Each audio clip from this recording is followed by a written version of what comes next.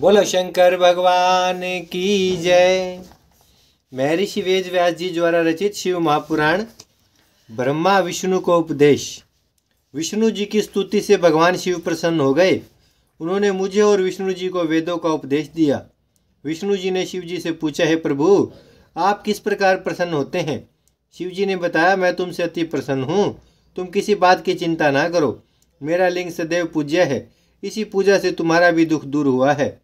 सभी प्राणी मुझे लिंग रूप में पूजकर अपने समस्त दुख दूर कर सकते हैं। मैं तरह तरह के फलों और मनोरथों को देने वाला हूँ।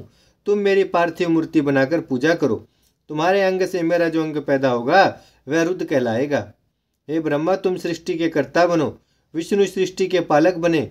उमा रूपी प्रकृति की शक्ति सरस्वती ब्रह्मा की पत्नी बने तथा यही उमा रूपी प्रकृति लक्ष्मी रूप से विष्णु की पत्नी बने।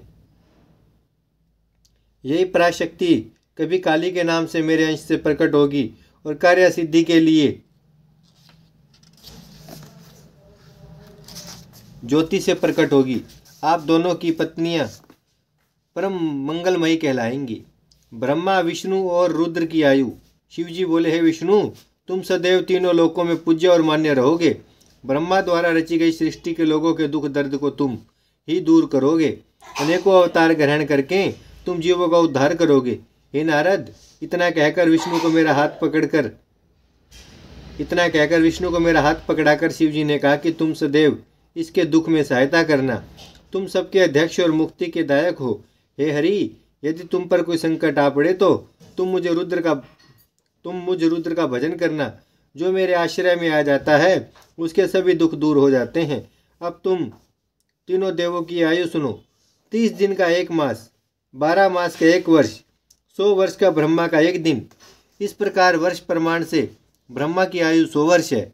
विष्णु का 1 दिन ब्रह्मा के 1 वर्ष के समान है।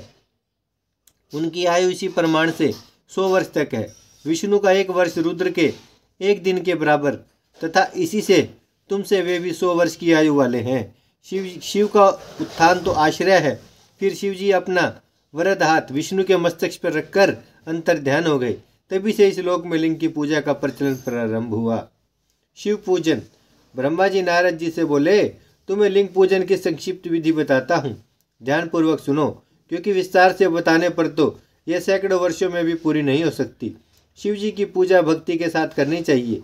प्रातःकाल ब्रह्मा मुहूर्त में उठकर गुरु एवं शिव जी का स्मरण करना चाहिए तथा भगवान श्री हरि का ध्यान करना चाहिए। इसके साथ साथ अन्य देवताओं तथा मुनियों का भी ध्यान करना चाहिए। शिव स्तोत्र का पाठ करें। इसके बाद लघु शंका और दीर्घ शंका यानी कि मल त्याग को जाना चाहिए। दक्षिण दिशा में मल त्यागना चाहिए। मल त्याग के बाद 5 बार हाथ धोने चाहिए। बाएं हाथ को 10 बार और दोनों हाथों को मिलाकर 7 बार मिट्टी से मांजें। लिंग और गुदा को भी मिट्टी लगाकर 1 बार स्वच्छ करें। दोनों पैरों में 3 बार मिट्टी लगाकर 3 बार हाथ से साफ करें। वर्ण के अनुसार दातुन करें। छठ, अमावस्या, नवमी के व्रत के दिन, रविवार को तथा संध्या और श्राद्ध के समय दातुन ना करें। तीर्थ में विधि अनुसार स्नान करें। संध्या वंदना एकांत में करें। इसके पश्चात प्रथम गणेश जी का पूजन करके विधि पूर्वक शिव जी का पूजन करना चाहिए। आसन पर बैठकर 3 अचमन करें।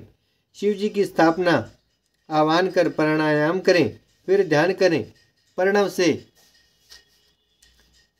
षडन्यास करें। फिर शिव जी का वेद मंत्रों से सहस्त्र जलधारा चढ़ावें। शिव जी पर चंदन पुष्पादिक चढ़ावें। नाना प्रकार के वेद मंत्रों से शिव स्तुति करें। उन्हें नमस्कार करें। अधर्या देकर शिव जी के चरणों में फूल अर्पित करें। इसके पश्चात प्रणाम करके उनकी आराधना करें। प्रार्थना के समय हाथ में फूल लेकर अंजलि बांधकर खड़े हो जाएं और इस प्रकार बोलें, हे शंकर भगवान, मैंने अपनी बुद्धि के अनुसार आपकी जो पूजा की है वह सफल हो, आप प्रसन्न हो। इतना कहकर फूलों को शिव जी के सिर पर छोड़ दें। बची हुई सामग्री हटाकर प्रणाम करें। अघोर मंत्र से प्रार्थना करें और बम बम महादेव का उच्चारण करें। बोलो शंकर भगवान की जय। भजमन नारायण नारायण नारायण, श्रीमन नारायण नारायण नारायण, लक्ष्मी नारायण नारायण नारायण, सत्यनारायण नारायण नारायण भजमन नारायण श्रीमन्नारायण लक्ष्मी नारायण सत्यनारायण भजमन नारायण नारायण नारायण। भागवत महापुराण की जय, शिव महापुराण की जय, गंगा मैया की जय, गीता माता की जय, धरती माता की जय, गौ माता की जय।